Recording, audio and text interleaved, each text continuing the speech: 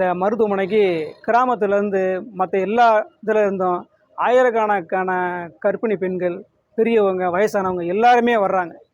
இவங்கெல்லாம் வந்து இந்த சிடி ஸ்கேனு, எம்ஆர்ஐ ஸ்கேன் எடுக்க சொல்கிறாங்க. அதை பார்த்தா ரொம்ப சிரமத்துக்கு உள்ளாகுறாங்க.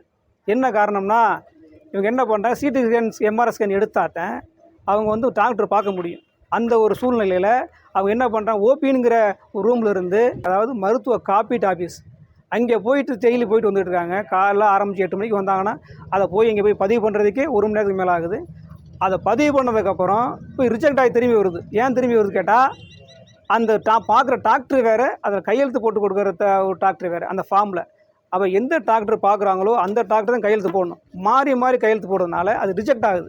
அப்போ ஏன் இப்படி பண்ணுறீங்க என்னன்னு சொல்லி சில பேர் போய் என் டாக்டர் கேட்டோம்னா அவங்க ரொம்ப அலட்சியமாக பதில் சொல்கிறாங்க. என்ன சொல்கிறாங்க, பணம் கட்டியிருந்தீங்கன்னா உங்களுக்கு உடனே பார்த்துருப்பாங்க, நீங்கள் காப்பீட்டு நிறுவனத்தினால பார்க்குறதுனால இப்படி ஆகிட்டு இருக்குங்கிற ரொம்ப அலட்சியம் பண்ணுற. கால் முறிவு ஏற்பட்டிருக்கு. அந்த அம்மா மேலே ஏறி இறங்கியிருக்காங்க, அழுகுறாங்க. ஏன் இந்த மாதிரி நடந்துக்கிட்டு இருக்கு, லிஃப்ட்டு ஒர்க் ஆகிறதில்ல, நடந்து போங்கங்கிறாங்க. அந்த வயசானவங்க என்ன பண்ணுவாங்க, பொதுமக்கள் ஒரு கர்ப்பிணி பெண் என்ன பண்ணுவாங்க, இதுவும் படு மோசமாக இருக்குது சார். ஒரு தமிழக அரசு எத்தனை கோடி, பல கோடி ஒவ்வொரு மருத்துவமனைக்கும் தமிழ்நாட்டில் ஒதுக்கிட்டு இருக்கு. இவங்க என்ன பண்ணுறாங்க, இது ஏன் ஒரு அரசு எடுத்து செயல்படுத்த, ப்ரைவேட்டில் விட்டதுனால இவ்வளோ அலட்சியப்படுத்துகிறாங்க. ஏன் கவர்மெண்ட் எடுத்து பண்ணட்டும்.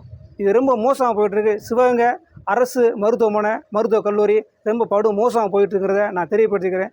மாவட்ட ஆட்சியர் அவர்கள் இதை கண்டிப்பாக ஒரு நல்ல ஒரு முடிவு எடுப்பாங்க அப்படின்னு நான் எதிர்பார்க்குறேன்.